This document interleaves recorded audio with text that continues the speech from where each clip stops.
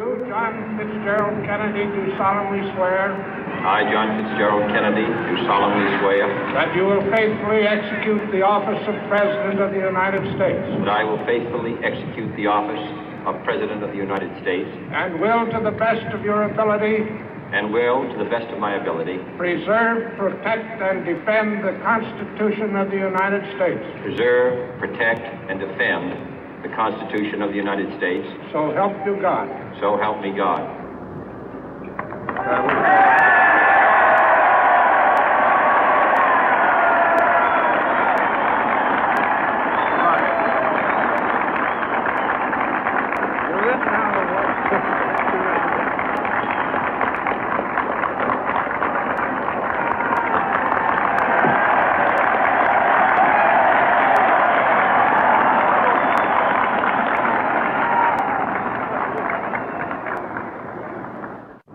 Vice President Johnson, Mr. Speaker, Mr. Chief Justice, President Eisenhower, Vice President Nixon, President Truman, Reverend clergy, fellow citizens. We observe today not a victory of party, but a celebration of freedom, symbolizing an end as well as a beginning, signifying renewal as well as change. For I have sworn before you and Almighty God the same solemn oath our forebears prescribed nearly a century and 3/4 ago. The world is very different now, for man holds in his mortal hands the power to abolish all forms of human poverty and all forms of human life. And yet the same revolutionary beliefs for which our forebears fought are still at issue around the globe. The belief that the rights of man come not from the generosity of the state, but from the hand of God. We dare not forget today that we are the heirs of that first revolution.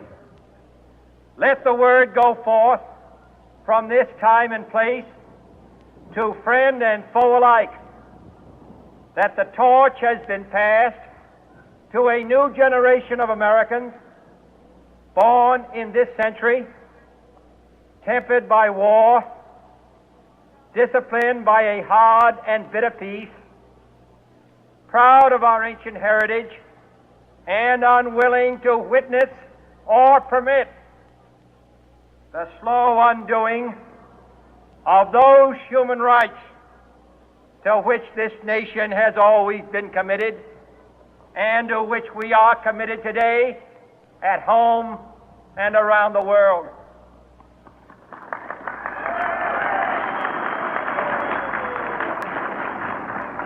Let every nation know, whether it wishes us well or ill, that we shall pay any price, bear any burden, meet any hardship, support any friend, oppose any foe to assure the survival and the success of liberty.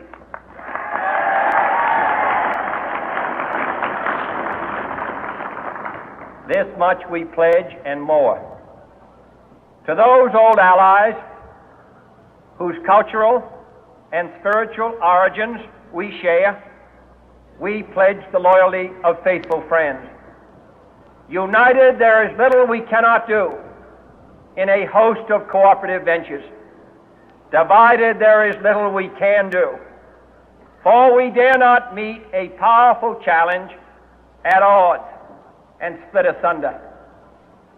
To those new states whom we welcome to the ranks of the free, we pledge our word that one form of colonial control shall not have passed away, merely to be replaced by a far more iron tyranny. We shall not always expect to find them supporting our view, but we shall always hope to find them strongly supporting their own freedom, and to remember that in the past, those who foolishly sought power by riding the back of the tiger ended up inside.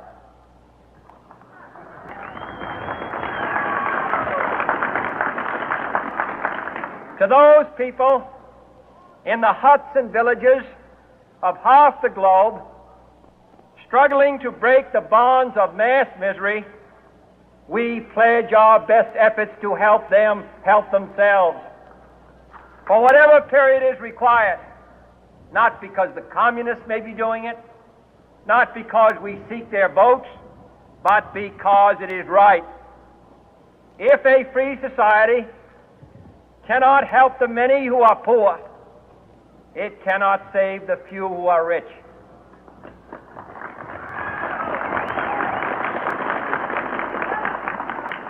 To our sister republics south of our border, we offer a special pledge to convert our good words into good deeds, in a new alliance for progress, to assist free men and free governments in casting off the chains of poverty.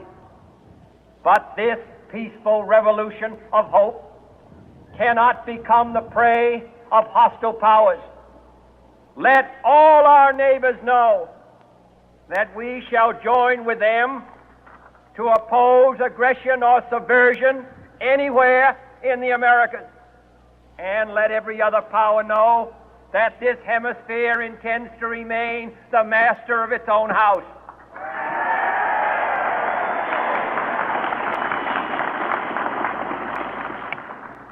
To that World Assembly of Sovereign States, the United Nations, our last best hope, in an age where the instruments of war have far outpaced the instruments of peace, we renew our pledge of support to prevent it from becoming merely a forum for invective, to strengthen its shield of the new and the weak, and to enlarge the area in which its writ may run.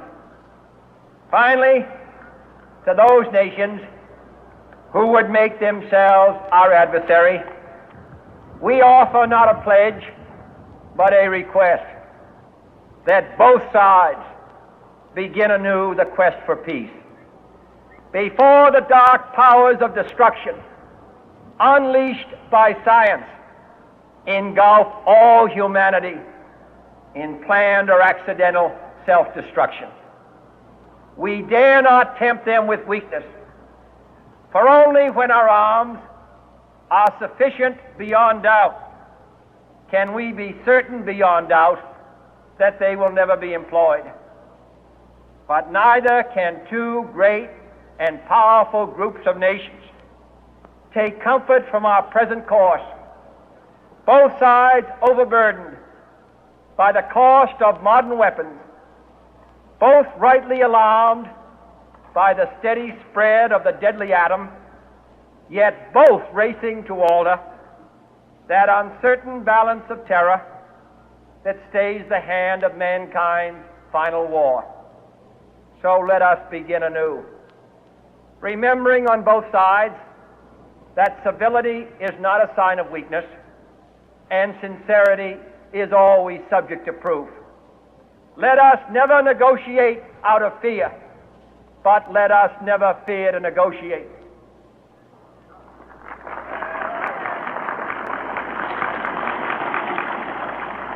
Let both sides explore what problems unite us, instead of belaboring those problems which divide us. Let both sides, for the first time, formulate serious and precise proposals for the inspection and control of arms, and bring the absolute power to destroy other nations under the absolute control of all nations.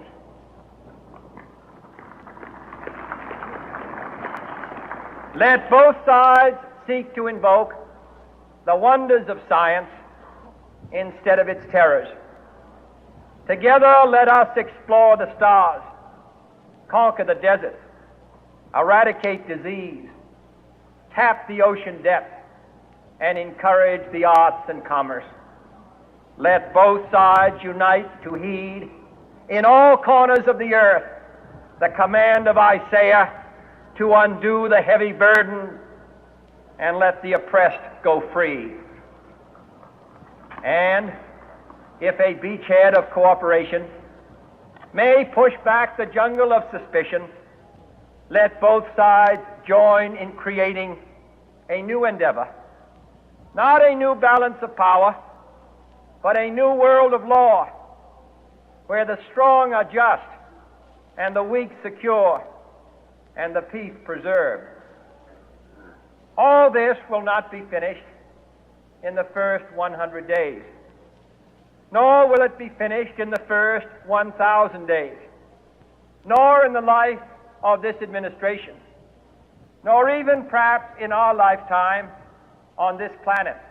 But let us begin.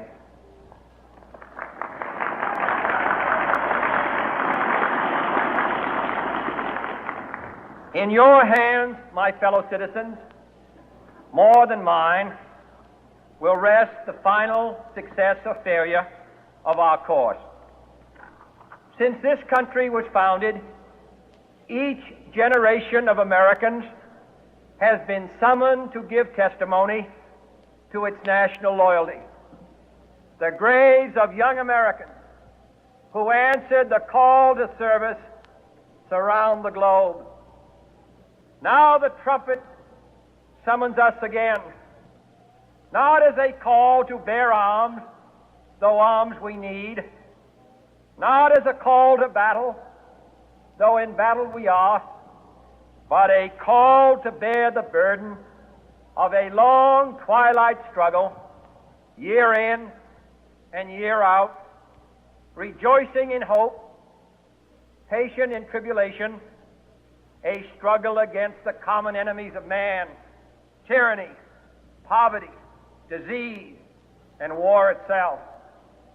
Can we forge against these enemies a grand and global alliance, north and south, east and west, that can assure a more fruitful life for all mankind? Will you join in that historic effort?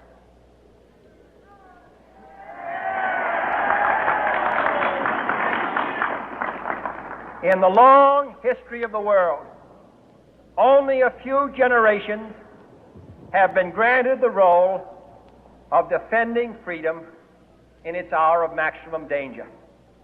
I do not shrink from this responsibility. I welcome it.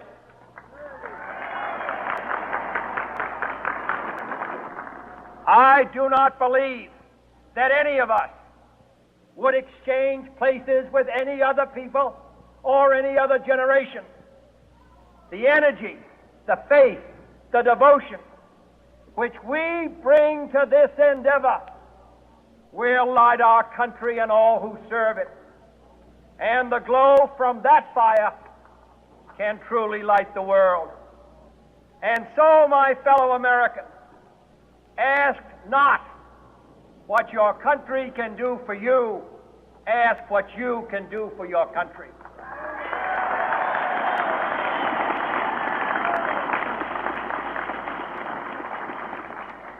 My fellow citizens of the world, ask not what America will do for you, but what together we can do for the freedom of man.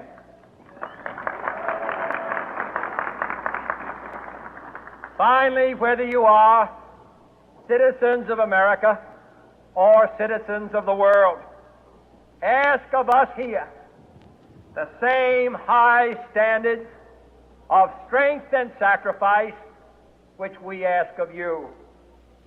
With a good conscience, our only sure reward, with history the final judge of our deeds, let us go forth to lead the land we love, asking His blessing and His help, but knowing that here on earth God's work must truly be our own.